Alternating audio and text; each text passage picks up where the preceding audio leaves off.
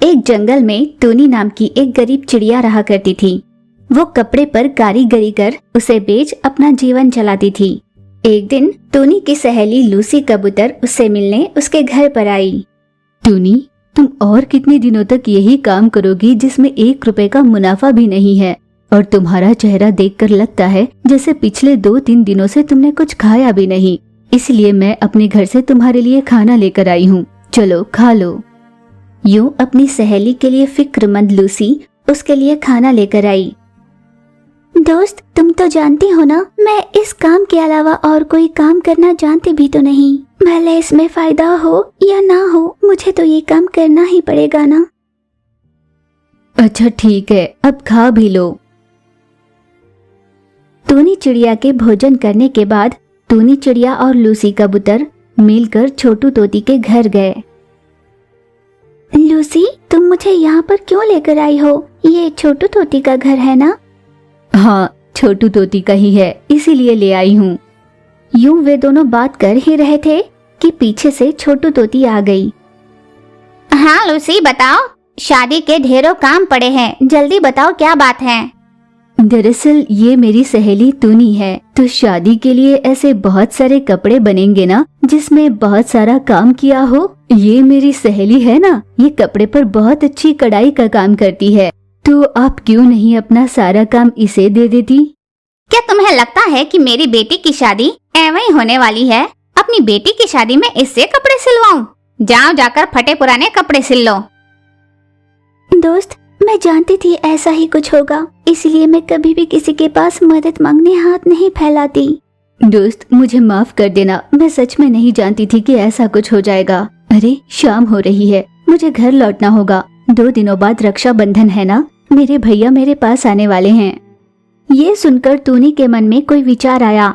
वो जाती हुई लूसी का रास्ता रोककर कहने लगी, दोस्त, कोई ऐसा काम कर पैसे कमाना जो मैं करना जानती हूँ। मैं सोच रही हूँ रंग बिरंगे धागे इकट्ठे कर उनकी अच्छे से कढ़ाई कर मैं सुंदर राखियाँ बनाऊं। राखी खरीदने के लिए सभी बहनों को यहाँ से शहर जाना पड़ता है। अगर मैं यहीं पर राखियाँ बना लूँ तो किसी को गांव से बाहर जाने की जरूरत नहीं पड़ेगी ना।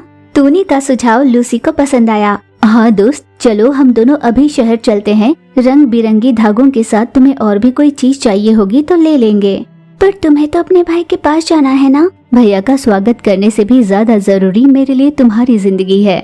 ये कहकर लूसी अपने घर गई और उसके पास जितने भी पैसे थे उसने अपने पास रख लिए और टूनी को साथ लिए शहर निकल पड़ी। शहर पहुंचकर उन्होंने राखी में लगने वाली सारी चीजें खरीद ली। घर पहुंचकर टूनी ने रंग बिरंगी धागों से बहुत सारी राखियां बनानी शुरू की। टूनी ने न दिन देखा न रात, बहुत मेहनत कर उसने बहुत सुंदर ढेर सारी राखियां बना ली। सुबह होते ही जब लूसी टूनी के घर आई तो उसने राखियां देखी और चौंक उठी।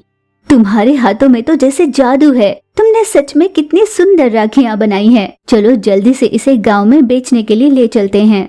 फिर दोनों सहेलियों ने मिलकर सारी राखियां गांव के बीचों बीच सजा कर रखी और बेचने लगे।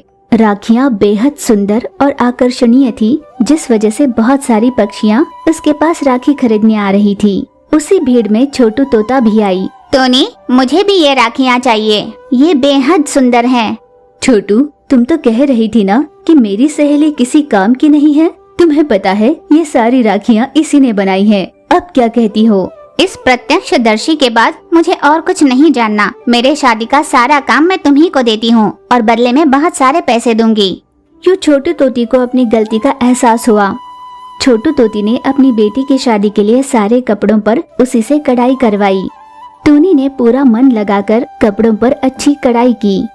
छोटू तोती की शादी में मेहमानों को टूनी का किया काम इतना अच्छा लगा कि वे सभी बार बार टूनी के काम की सराहना करने लगे। साथ ही साथ कई मेहमान पक्षियों ने टूनी को पहले से ही कपड़ों पर कढ़ाई करवाने का कॉन्ट्रैक्ट भी दिया। कुछ दिनों बाद अपनी सहेली टूनी से मिलने लूसी आई। दोस्त, जब मैं तकलीफ में थी तब हर दिन तुम मेरे पास आती थी। अब जब मैं तुम्हारी वजह से पैसे कमाने लगी हूँ, खुश हूँ, तब तुम मुझसे मिलने ही नहीं आती। तब तुम बहुत तकलीफ में थी, तुम्हें मदद की जरूरत थी, पर अब पैसों से जुड़ी सारी समस्याएं दूर हो गई है ना। वो सब जो भी हो, मैं चाहती हूँ कि तुम हमेशा मेरे साथ रहो। मेरी जितनी भी कमाई होगी उसमें हम दोनों का बराबर का हिस्सा होगा।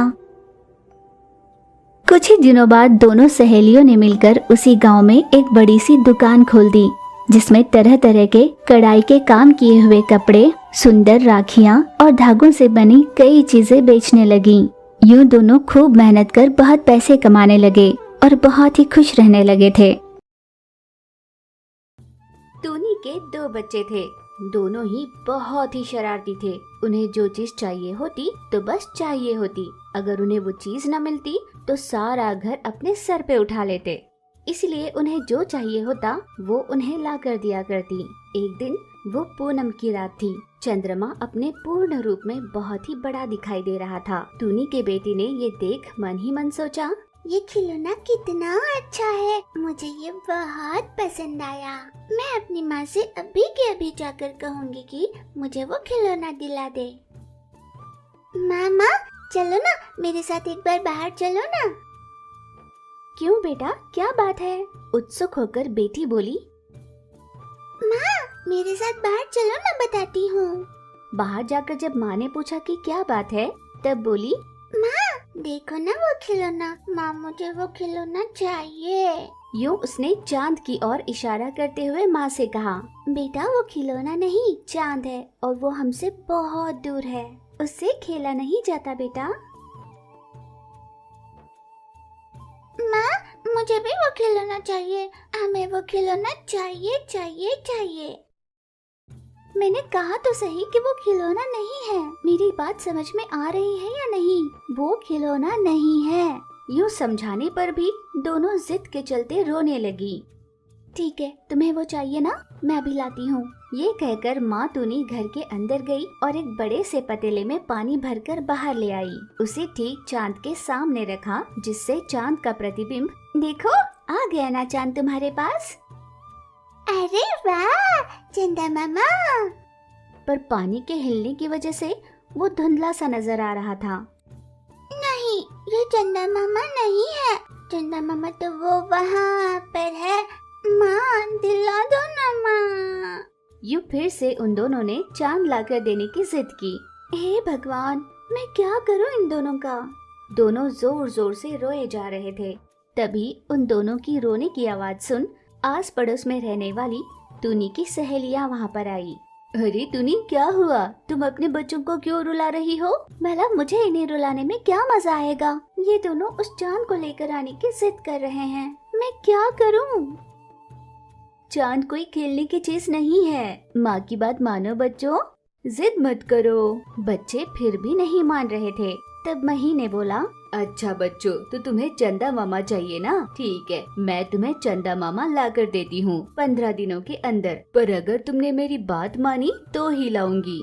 तब बच्चों ने पूछा, क्या आप सच में ला कर देंगी?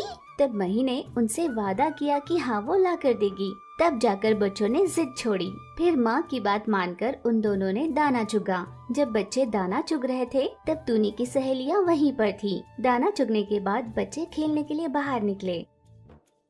मही, ये तूने क्या कर दिया? चाहे जैसे भी समझाओ वो समझने वाले नहीं हैं।